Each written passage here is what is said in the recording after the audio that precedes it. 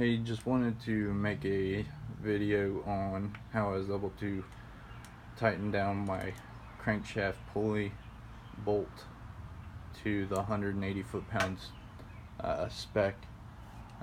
This is on a 2UZ-FE engine. This is in my 2002 Toyota Tundra.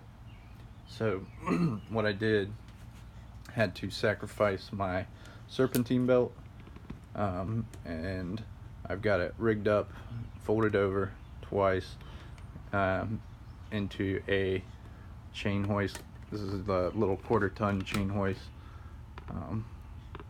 which I've got going up into the overhead, which I've got a rigging contraption that I use for multiple different things, but it worked out for this. So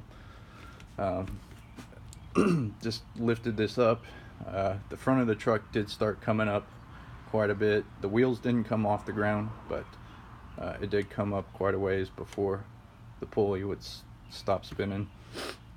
So, and then I was able to torque it. So I did do my timing belt like 20,000 miles ago, and how I did it then was I used a 2x4 and I drilled a hole in it to fit the 22mm socket, and then I drilled two little holes right here and here for bolts that went into the pulley. I think they were 8mm bolts, but that did end up working.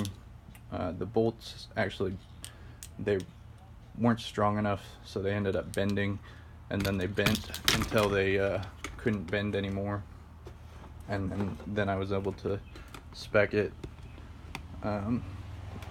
In anticipation for this same job, I bought this universal pulley holder on Amazon for 40 bucks, and this thing worked really well for taking off the camshaft pulleys, but I could not get this to hold the crankshaft pulley by myself. If I had somebody working with me, maybe I probably might have been able to get it. It does come with the right size, I guess you call those dowels, fit into the pulley, but I couldn't get it to work by myself.